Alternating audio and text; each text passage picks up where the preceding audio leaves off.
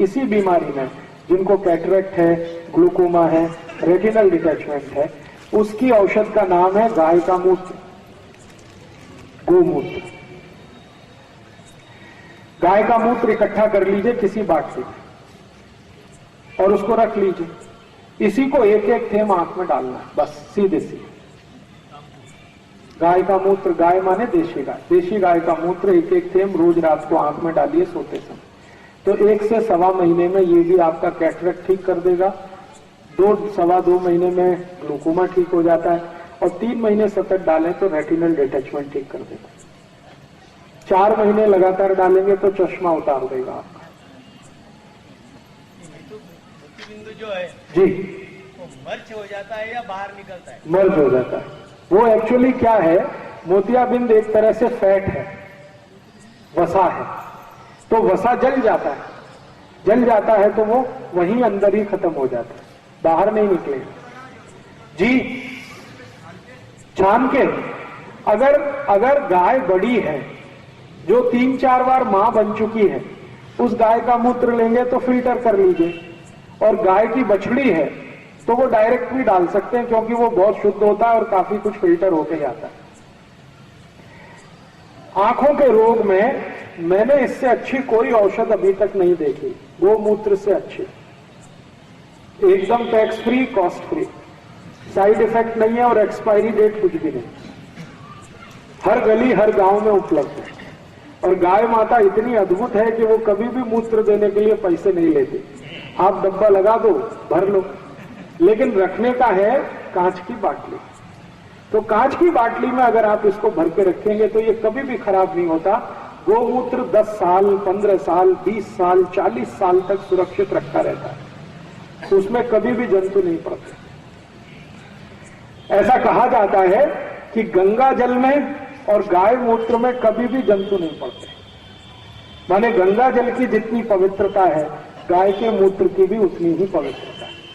तो इस गोमूत्र का आप भरपूर इस्तेमाल करिए आंखों के लिए। अब बात शुरू हुई है तो आगे और बढ़ता हूं। इसी गोमूत्र का और कहां कहां इस्तेमाल आप कर सकते हैं? आंखों में तो कर ही सकते हैं, 1-1 ड्रॉप डालें, 1-1 थेम डालें। कान में अगर कोई भी तकलीफ है आपको, कोई भी तकलीफ, लस निकल रही है, दर्द हो रहा है, कान में खुजली बहुत आ रही है, कुछ उसमें थोड़े फुंसी कान में हो गए, तो भी 1-1 थेम गोमूत्र कान में डाल सकते हैं, दोनों ही कान में डाल सकते हैं। और 1-1 थेम गोमूत्र 6-7 दिन ही डालेंगे तो कान के सब रोग ठीक कर देता है। इसी गोमूत्र को और क्या कर सकते हैं? जिनको दमा है, अस्थमा है, ब्रोंकियल अस्थमा है, सांस बहुत भरती है, इतनी सांस भरती है कि 10 कदम चल के बैठना पड़ता है, फिर 10 कदम चलते हैं, फिर बैठते हैं, इतनी गंभीर हालत जिनकी है, उनको गोमूत्र पीना चाहिए, आधा कप सवेरे सवेरे खाली पेट। अब आप ये पूछेंगे कि गोमूत्र कैसे पिए, उसमें बात आती है, तो दारू कैसे पीते हैं, उसमें भी तो बात आती है। अगर दारू में बोतल गटक सकते हैं तो गोमूत्र पीने में क्या तकलीफ है? तो कम से कम दारू से अच्छा। तो जिनको भी दमा है, अस्थमा है, सांस भरती है, दम भरता है, थोड़ा भी चलें तो बैठ जाना पड़ता है, सबसे अच्छी औषध उनके लिए है ये गोमूत्र। अगर सतत आधा कप गोमूत्र पीना शुरू करेंगे तो 3 से 3.25 महीने में दम भरना, सांस भरना, ये सब ठीक हो जाता है। और गोमूत्र जिनको ट्यूबरकुलोसिस हो गया, टीबी, और कंफर्म है कि उनको टीबी है, डॉक्टर बोलता है कि आपको टीबी ही है, तो मेरी आपकी गारंटी है, मेरी तरफ से आप ये कर लीजिए कि सब दवाएं छोड़ दीजिए, टीबी की कोई दवा मत खाइए, बस आधा कप रोज गोमूत्र सवेरे सवेरे पीते जाइए। 4 महीने के बाद ट्यूबरकुलोसिस जड़ से खत्म हो जाएगा, जड़ से, रूट से। जिंदगी में दोबारा आपको टीबी नहीं होगा। गोमूत्र रोज ताजा होना, ताजा हो तो बहुत अच्छा, और अगर किसी कारण से ताजा नहीं हो सकता तो बाटली में भर के रख लीजिए, 2-3 दिन पुराना भी चलता है, लेकिन ताजा होगा तो सबसे अच्छा। मैंने पिछले 2 साल गोमूत्र के बहुत परीक्षण करके देखे हैं। ट्यूबरकुलोसिस के बहुत सारे पेशेंट जो सरकार की दवा खाते हैं, आपने देखा वो डॉट्स आता है, डॉट्स की दवाएं आती हैं, तो जो डॉट्स की दवाएं खाते मैंने उनको बंद करा दिया कि मत खाओ, खाली गोमूत्र पियो। तो गोमूत्र पीने मात्र से 3 से 3.25 महीने, ज्यादा से ज्यादा 3.5 महीने में सबको टीबी खत्म हुई। और दोबारा जब उनकी जांच कराई तो डॉक्टर हैरान हो गया कि इतने अच्छे रिजल्ट्स तो डॉट में कभी नहीं आते, आपने दवा क्या दी? मैंने कहा इनको डॉट्स दिया ही नहीं, इनको तो खाली गोमूत्र पिलाया। तो डॉक्टरों को इंटरेस्ट हुआ कि इसमें ऐसा क्या है, ये एंटी टीबी, इसमें कोई एक्टिविटी है क्या, एंटी ट्यूबरकुलोसिस। तो CBRI लखनऊ ने इस पे बहुत रिसर्च किया और उनका ये मानना है कि ट्यूबरकुलोसिस की दुनिया में आज तक जितनी दवाएं बनी हैं उनसे 20 गुना ज्यादा ताकतवर है गोमूत्र, 20 गुना। डॉट्स की गोलियां आती हैं, सरकार बांटती है, किसी भी स्वास्थ्य केंद्र में मिलती है। टीबी की गोलियां देखी हैं आपने, वो एक पैकेट के रूप में देते हैं। तो ट्यूबरकुलोसिस की लेटेस्ट जितनी मेडिसिन दुनिया में हैं उन सभी से 20 गुना ज्यादा ताकतवर है गाय का मूत्र, 20 टाइम्स। जिन बच्चों को बाल अस्थमा दमा है उनके लिए भी अच्छा है। बचपन से जिन बच्चों को दमा है, बहुत सारे बच्चों को जन्म से दमा होता है, उनको आप 1 ही चम्मच दीजिए।